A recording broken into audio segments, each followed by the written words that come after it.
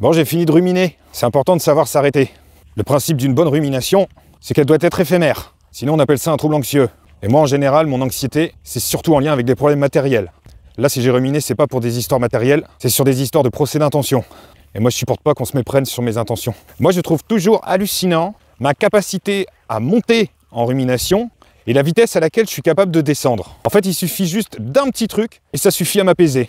Par exemple, si quelqu'un me crée du tort, le fait qu'il reconnaisse ses torts. Ou alors que plusieurs personnes viennent valider ce que je ressens et légitimer finalement mes ruminations. Ça me suffit pour rétablir l'équilibre. N'empêche que cette vidéo improvisée de rumination a permis de susciter quelques échanges. Et il y a une copine qui m'a dit que c'est bien que j'ai des principes, mais il ne faut pas forcément que j'impose aux gens d'avoir les mêmes principes que moi. Elle n'a pas tort. C'est toute ma problématique autistique, de m'imaginer que les gens ne peuvent que penser comme moi. Ça crée des fois des situations compliquées, parce que dans le fond, je suis persuadé que j'ai raison. Dans ma tête, ce que j'ai fait est parfait, est indiscutable, est incritiquable. Mais ça se passe pas tout le temps comme ça. Quand je dis ça, c'est pas une histoire d'ego surdéveloppé ou que je suis sûr de moi, c'est que moi, dans ma tête, j'ai l'impression de bien faire. J'ai l'impression d'aller dans le sens de ma logique, et j'ai l'impression que ma logique est une logique qui devrait être universelle. Parce que c'est la meilleure logique du monde. Intellectuellement, j'arrive à comprendre que c'est pas vrai et qu'il y a de la diversité, mais intérieurement, j'ai un peu de mal en fait. Après, je suis pas complètement rigide. Si je dis quelque chose et qu'on n'est pas d'accord avec moi, et que finalement j'estime que l'argument, il est tout à fait valable, j'arrive à reconnaître que sur tel point, tu as raison, j'ai tort. Après, s'il y a plusieurs personnes qui me disent que j'ai tort, là, je risque de me buter en première instance. Et il me faudra un peu de temps pour reprendre chaque élément, repositionner dans le contexte, repenser à des choses pour lesquelles j'avais peut-être pas prêté attention, pour me dire qu'effectivement, j'étais dans le faux. Mais spontanément, c'est compliqué.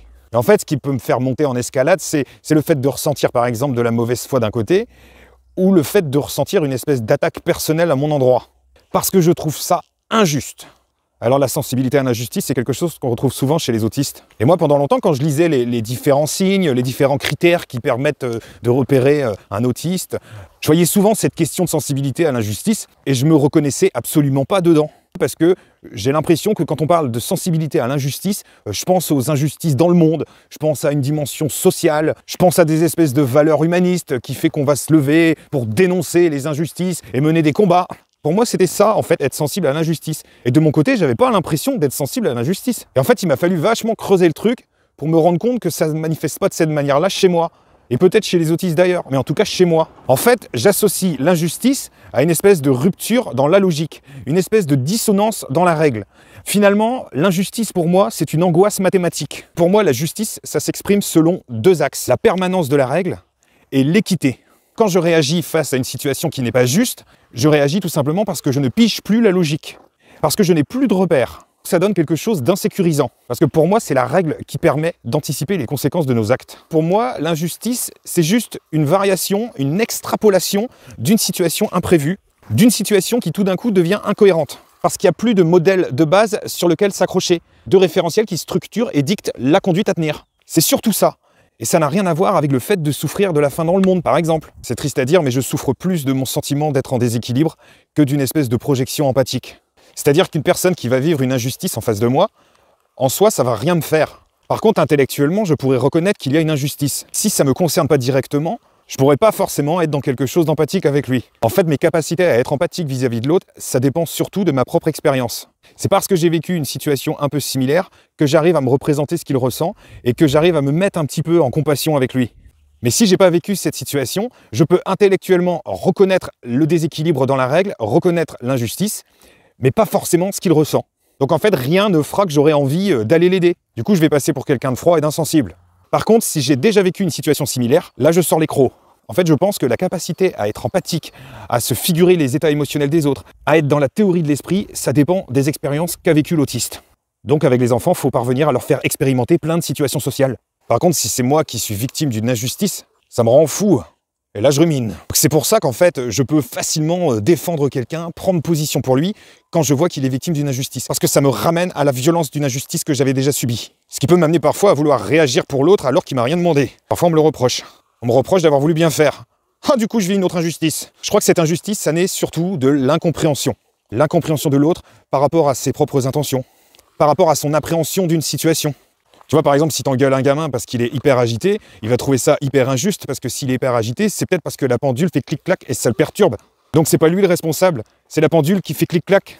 Donc c'est la pendule qu'on devrait engueuler, pas lui. Et ça, je vous ai déjà dit, c'est lié à la faiblesse de cohérence centrale. C'est-à-dire que les choses ne sont pas abordées dans un ensemble, mais séquencées, en une somme de détails en fait. En tout cas, je sais que dans ma vie, j'ai énormément pris position pour des gens. Quand j'étais enfant à l'école, plus tard dans ma vie d'adulte. Et ça a pu aussi me poser problème. Parce que finalement, l'attention allait être focalisée sur moi. Et finalement, je devenais un mauvais objet. Alors que moi, mauvais objet, j'avais une intention qui, je pense, était louable. Même si cette intention louable est fortement égocentrée. Parce qu'elle n'est qu'une réactualisation d'une espèce d'émotion négative que j'ai ressentie par le passé. Et que je reconnais en l'autre. Et encore là, c'est moi qui me figure qui dois ressentir ce que j'ai dû ressentir à l'époque. Donc j'en suis même pas certain. Ça m'avait eu des problèmes. Au collège, il y avait le prof principal qui avait dit à mes parents que je serais une espèce de syndicaliste qui tiendrait des pancartes. Et à la limite, je pense que c'est une forme de qualité quand même.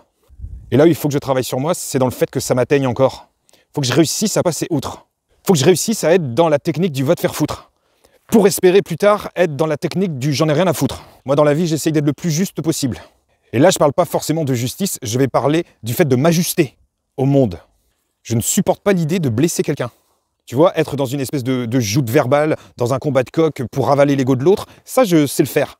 Mais je ne supporterai pas l'idée que la personne ait été blessée. Parce que tout d'un coup, je vais ressentir l'expression de son ressenti comme une injustice vis-à-vis de mon intention à son égard. Et en parallèle, ça va me ramener à toutes les fois où, dans les groupes, je me suis senti blessé. Pour le coup, je deviens empathique avec la personne à qui j'ai fait du mal.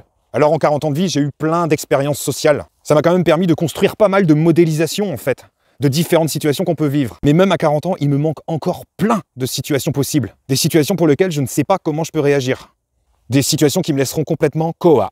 Et là où j'ai encore un petit peu de mal, c'est de me dire qu'il y a des gens qui sont cons et malveillants. Et c'est là où on peut éventuellement invoquer le côté naïf de l'autiste. Cette naïveté n'est pas à mettre en lien avec une espèce de déficit dans le discernement, mais plutôt une incapacité à me dire que des gens puissent fonctionner différemment de moi. Et pour autant, à côté de ça, j'ai fait une vidéo où j'expliquais que je n'aimais pas qu'on utilise le pronom personnel « nous ». Voilà, je me figure que tout le monde fonctionne comme moi, mais j'ai pas envie de reconnaître que tout le monde fonctionne comme moi. Beau paradoxe. C'est pas vrai, hein. J'aime pas le « nous » tout simplement quand il n'est pas précisé dans quel contexte on l'inscrit. Si on mène un projet ensemble, qu'on est d'accord sur ce qu'on veut obtenir, qu'on est d'accord sur ce qu'on vise, qu'on est d'accord sur certaines valeurs, qu'on est d'accord sur ce qu'il y a à partager, qu'on est d'accord sur les limites de notre cadre, là je veux bien parler de nous. C'est comme dans un couple. Souvent dans les couples, les gens ils disent nous aimons le thé, nous aimons aller à la mer. Et c'est là que ça fait flipper parce que tu as l'impression que les individualités ont complètement fusionné, complètement dissolues dans un espace conjugal où il n'y aurait même plus de liberté. Mais en fait non. Dans le couple, tu vas dire nous sur les choses sur lesquelles tu sais que c'est nous, et puis de temps en temps, si ta femme dit des conneries, bah tu te désolidarises. Ou ton mari. Je suis pas sexiste. Bon, je vous laisse. Je vais essayer d'aller trouver une autre raison de ruminer.